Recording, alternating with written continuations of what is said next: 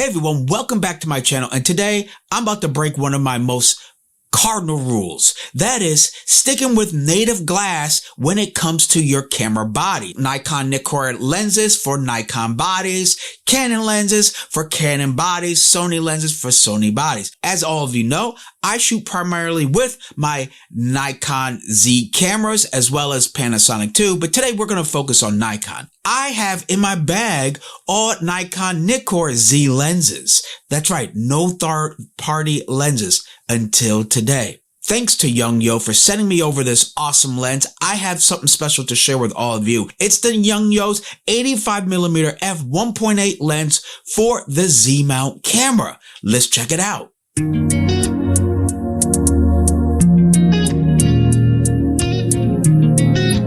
Now, before we get into the full review and unboxing of this lens, first, please go make sure you smash that subscribe button, hit the like, of course, share it, and most of all, press the bell icon to get notifications for my upcoming content. Now, today will be an unboxing and initial review of this lens, and I will be taking this lens on a real world photo shoot and giving you more feedback about the performance of this lens in a future video. So, subscribe to stay tuned.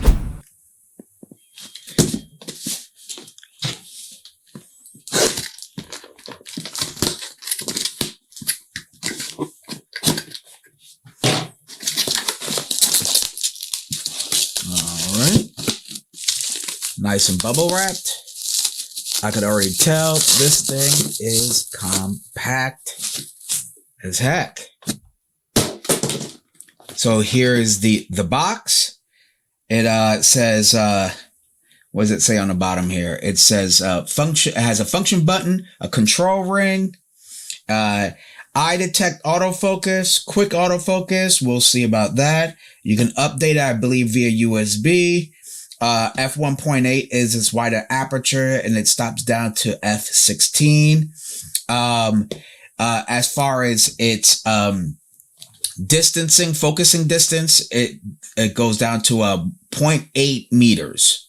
So it's a little under, I'm guessing 3 feet or whatnot, and it has a super silent mode, and it is for Z-mount. That's right, Nikon shooters, it's for Z-mount. So let's open this puppy up. It's got a lot of plastic around it. Cool. I'm excited for this because I actually was looking for an 85 f1.8, and then Yongnuo reached out to me for this video. Shout out to Yongnuo.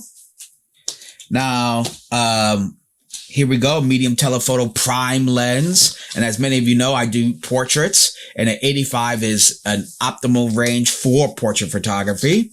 And I don't have one yet. So, got all this nice little cushion inside. There's the lens hood. Here's the lens itself. Holy cow, is it compact. Dang. You have a little manual situation, which I'll figure out later. We'll put that back in the box. Let's see if there's anything else in there. No, I don't feel anything else. And just a warranty card. Cool. So we'll put that all back in there. All right, here's the lens itself. Nicely wrapped up. Wow, I could already tell off the bat how compact this lens is. Now, I'm only saying that because, as many of you know, my favorite lens has always been the 50 f1.2 Z lens, and that thing is a beast in size, weight, but in performance as well. So that lens is has been my go-to portrait lens. But this thing is definitely, I'm gonna have to say, 55% smaller. And definitely way lighter. It feels really good as I turn it. Okay. Let me show you right here. The lens. There you go. Super small. You can see my hand right there. Let's use my phone. I've been doing that a lot lately. Using my phone as a measuring tool, if you will. There we go. Get a little bit of perspective action going on. So you can see It is much smaller than my iPhone 14 Pro Max. Okay. Crazy. Here, let me get it. There we go. Right there. Okay. And, made out of metal. Whoops. There it is. Well, there we go. Cap comes off.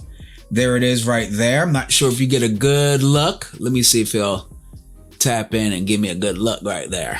Okay. Check it out over on this end. Maybe this side will look a little better. Okay. That's the rear element. Let's check out the front element. Cool. Look at that. Woo, right through. You can see me. Very nice.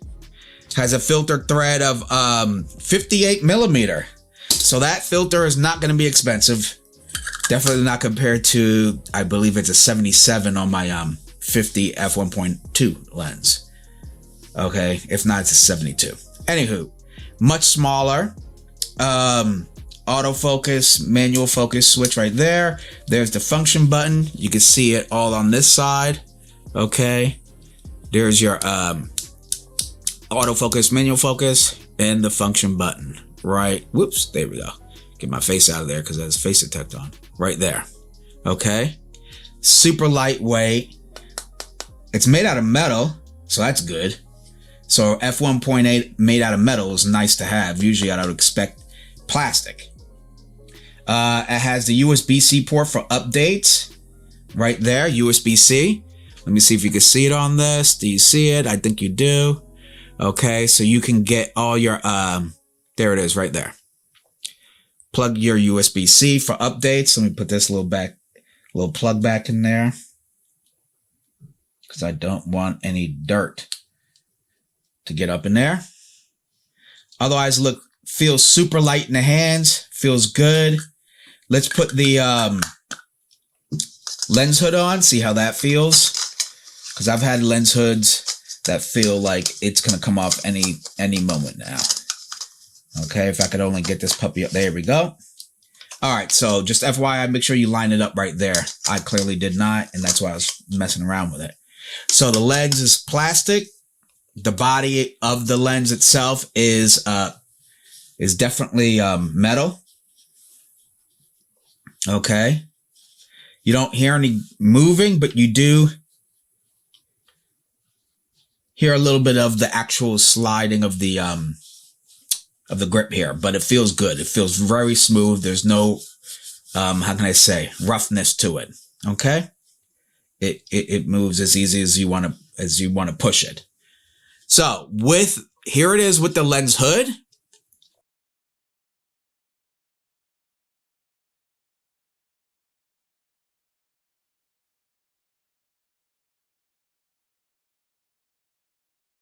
Shorter than with the hood on than the iPhone 14 Pro Max.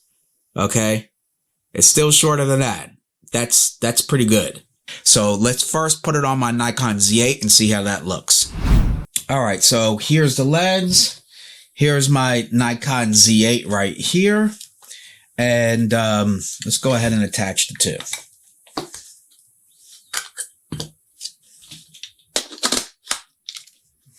Well, I could definitely say for once, this setup is not front heavy. The lens is extremely light. So, and without the hood, it makes it even that much more compact. I'm going to definitely say this is going to be great for portraits on the street and not being so obvious that you're a professional photographer. 1.8 is more than enough, quite honestly, for great portraits. I actually do portraits a lot in f2.0. So 1.8 is just great. Even the Nikon Z135 millimeter f1.8 Plena lens is at the same aperture value. So, with that said, I already know this focal length and aperture is going to be plenty to capture some stunning portraits. Look how compact it is. This is with the Z8. I think, let's take a look over here. Here it is. Really nice compact setup. Okay. I'm not sure if this lens is, it's shorter and it's smaller than the Nikon version of the 85 1.8, but I'm going to say it's similar. So that's with the Z8. Now let's connect it to the ZF. So here's my ZF. We'll take off the 40 f1.2 lens, which I love. Put that over here somewhere. And then, matter of fact, let me just cover that bad boy up.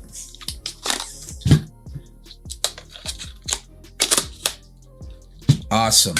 So we have that. Oh, now this is going to be great for street photography for sure. This feels great. Okay. This is going to be a good street photography setup. 85 1.8 on the ZF. You know, that's going to be good for some street photography. I just can't wait for all this torrential rain pouring that we've been having throughout the Bay Area.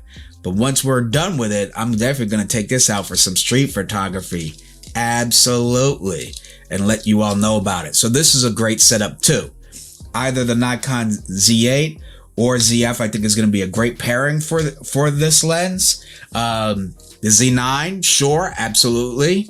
But I definitely will be more than inclined to be using this with these two camera bodies for sure. It feels good. There's no movement in the mount. Feels solid. Again, smooth here. Really well. Let me see if there's any other ring. That's the only other ring. I think you could program that ring too, by the way. But with all that said, that is a good start for Yongnuo with this amazing 85 f1.8 lens for the Z-mount camera. I want to give a big shout out and thanks to Yongnuo for sending this over for me to share with all of you. Honestly, right out of the box, I am impressed with the build quality of the lens because, again, as I said earlier, as an 85mm f1.8 lens, I wouldn't expect a metal body. And then here we go with a metal body. I do enjoy how compact and small this lens is. The focus ring feels very smooth.